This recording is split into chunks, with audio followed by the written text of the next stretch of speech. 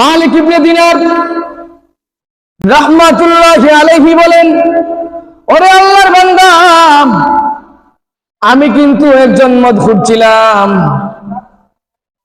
শবে কদরের রজনীতে আমি বাজারের মধ্যে গেলাম মদের বোতল আনার জন্য, কিন্তু ইতিমধ্যে গিয়ে দেখি বাজারের সমস্ত দোকানগুলা বন্ধ হয়ে গেছে, বাজারের সমস্ত দোকানের মধ্যে তালা লাগানো, গভীর রজনী হয়ে গেছে।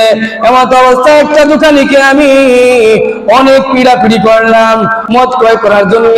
তারপর তার দোকান থেকে আমি একটা মদের বোতল ক্রয় করলাম, ক্রয় করে আমার বাসার মধ্যে আসলাম। শবে কদরের রজনীতে আসিয়া আমার ঘরের মধ্যে দেখি আমার স্ত্রী জায়নামাজের মধ্যে দাঁড়িয়ে আল্লাহ রাব্বুল আলামিনের কাছে প্রার্থনা করতেছে। এমত অবস্থায় মদের বোতলটা আমি আমার টেবিলের মধ্যে রাখলাম, রেখে আমি একটু বিশ্রামের জন্য গেলাম। তখন আমার একটা 3.5 বছরের একটা মেয়ে ছিল। তখন এই মেয়েটা মদের বোতলকে ধাক্কা দিয়ে এই বোতলটাকে ভেঙে দিল, ভেঙে দিয়ে মেয়েটা হাসতেছে। মেয়ে ছোট বাচ্চা যাদের আছে এমনিতেই আপনারা বুঝবেন, তারা কোনো কিছু বুঝে না, তারা সব কিছুর মধ্যেই আনন্দ উল্লাস করে। মদের বোতল যখন ভেঙে দিয়েছে, ভেঙে দেওয়ার পরে ছোট্ট সন্তানটা হাসতেছে, মেয়েটা হাসতেছে। তখন এই লোকটা মেয়ের চেহারার দিকে যখন তাকাইছে, তাকে মেয়ের মহাব্বতে কিন্তু কোনো কিছু করে নাই। সেই রাত্রিটা তার পার হয়ে গেছে, আর মদ পান করা হয় নাই।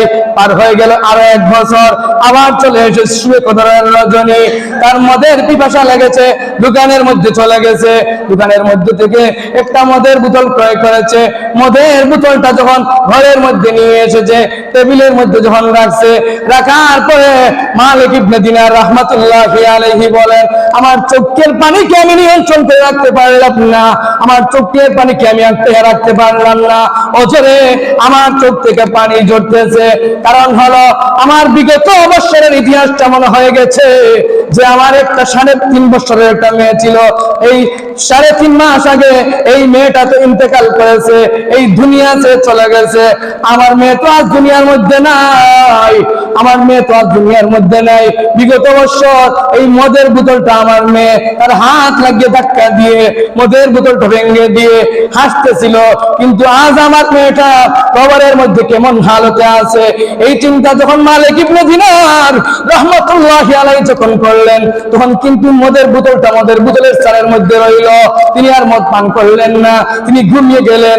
গভীর রজনীতে মালিক ইবনে দিনার রাহমাতুল্লাহি আলাইহি বলেন, হঠাৎ করে আমি স্বপ্নে দেখি একটা সাপ আমাকে দৌড়াইতেছে, এমন ভাবে তাড়া করতেছে, আমিও দৌড়তেছি, আমি কোনো পথ পাইতেছি না।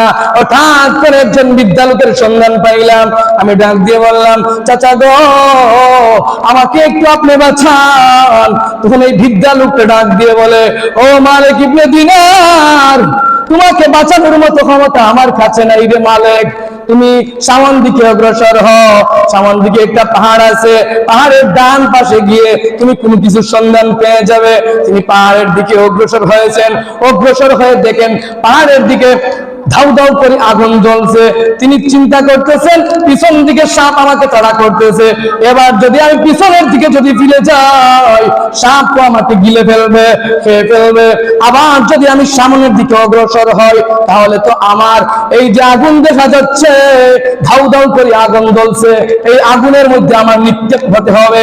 এবার আমি কোন পথের দিকে যাই? হঠাৎ করে তার মাথার মধ্যে আসলো, এই মুরব্বী যে লোকটার সঙ্গে আমার সাক্ষাৎ হয়েছিল, মুরব্বী তো আমাকে বলেছিলেন রাস্তার ডান দিকে চলার জন্য। হঠাৎ করে তিনি রাস্তার ডান দিকে খেয়াল করলেন, খেয়াল করে দেখেন একটা বাগান দেখা যাচ্ছে, একটা বাগান দেখা যাচ্ছে, কিছু সংখ্যক ছোট্ট ছোট্ট বাচ্চারা খেলতেছে, বাচ্চাদের আওয়াজ শোনা যাচ্ছে। তখন তিনি এই বাগানের নিকটবর্তী হলেন, বাগানের নিকটবর্তী হয়ে দারোয়ানকে বললেন, আমাকে একটু আশ্রয় দাও। দারোয়ান বলেন, না, তোমার তো আশ্রয় এই জায়গার মধ্যে নয়, এই জায়গা হলো জান্নাতের শিশুদের স্থান, যেই সমস্ত অবুঝ নিষ্পাপ শিশুরা মারা যায়, অবুঝ হালতে মারা যায়, নিষ্পাপ অবস্থায় মারা যায়, সেই সমস্ত মুমিন সন্তানদের খেলাধুলার জায়গা হলো এই স্থানে, এই জায়গার মধ্যে তোমার জায়গা না, তুমি চলে যাও। বাচ্চাদেরকে তিনি হাত দিয়ে ডাকতেছেন। হঠাৎ করে দেখেন তার তার যে 3.5 বছরের একটা সন্তান, একটা মেয়ে সন্তান ছিল, সেই সন্তানটাকে তিনি দেখতে পান। দেখে তিনি তার মেয়েটাকে ডাক দিলেন, হাত দিয়ে ইশারা করলেন, করার সঙ্গে সঙ্গে মালিক ইবনে দিনার রহমাতুল্লাহি আলাইহির এই ছোট্ট মেয়েটা চলে আসলো। আসার পরে বললেন, মা গো, তুমি তো একবারে ছোট্ট ছিলে, 3.5 বছরের মেয়ে ছিলে, তুমি এই জান্নাতের মধ্যে, এত সুন্দর বাগানের মধ্যে কেমনে আসলে? তুমি তো মরে গেলে, মরে যাওয়ার পরে এই স্থানে কেমনে আসলে? মা, তুমি এই জায়গার আসার কারণ সম্পর্কে বলো। আর পিছনে আমাকে তো একটা সাপ তাড়া করতেছে। তারপরে আমি একটা মুরব্বীকে পাইলাম, আর পরে মুরব্বীকে আমি বললাম আমাকে একটু বাঁচানোর জন্য, তখন সে বললো তার কোনো ক্ষমতা নাই। এই মুরব্বী লোকটাকে, সাপটাকে, সামন দিকে যে আগুন দেখলাম, এই আগুনটা কিসের আলামত একটু বলো। তখন মালিক ইবনে দিনার রাহমাতুল্লাহি আলাইহি ছোট্ট মেয়ে বলে, বাবা গো, এই যে বৃদ্ধ লোকটাকে আপনি দেখছেন, এই লোকটা হলো আপনার নেক আমল। আপনার নেক আমল একবারে দুর্বল, একবারে নিস্তেজ আপনার নেক আমল। আর সাপটা যে দেখছেন, এইটা হলো আপনার বদ আমল। আপনার বদ আমল এত শক্তিশালী যে আপনাকে সাপ হয়ে দৌড়ায়, দৌড়ানোর পরে আপনার নেক আমল এত দুর্বল যে আপনার নেক আমল এই সাপটার বিরুদ্ধে দাঁড়াতে পারে না। বাবা গো, যে স্থানটা আপনি, যে স্থানের মধ্যে গিয়েছিলেন, গিয়ে ধাউ ধাউ আগুন দেখেছিলেন, এই আগুনটা হলো জাহান্নামের আগুন। হয়তোবা আল্লাহ রাব্বুল আলামিনের তোমার প্রতি দয়া হয়েছে, মায়া হয়েছে, আর না হয় তোমাকে আল্লাহ রাব্বুল আলামিন জাহান্নামের ধাউ ধাউ আগুনের মধ্যে নিক্ষেপ করে দিতেন। কারণ হলো তুমি তো বহুত বড় একজন গুনাহগার। মদ পান করতে করতে তুমি এমন ভাবে গুনাহ করেছো যে এই দুনিয়ার সমস্ত যে ফাঁকা জায়গা আছে তার চাইতেও তোমার গুনার পাল্লাটা বেশি হয়ে গেছে। বাবা গো, আমি তোমাকে ছোট্ট একটা কথা বলি, ছোট্ট একটা অনুরোধ করি, এখনো কি সময় হয় নাই? তাও আর কি কোনো সময় হয় নাই? আর কত মদ পান করবা, আর কত নাফরমানি কাজ করবা, আর কত গুনার কাজ করবা, আর কত গুনার কাজ করবা, আর কত পাপ কাজ করবা? এইভাবে যখন ছোট্ট মেয়েটা বাবাকে আবদার করছে, অনুরোধ করছে গুনাহ ছেড়ে দেওয়ার জন্য, হঠাৎ করে তার ঘুম ভেঙে গেছে। কি হয়েছে? ঘুম ভেঙে গেছে। সুবহানাল্লাহ, ঘুম ভেঙে গেছে।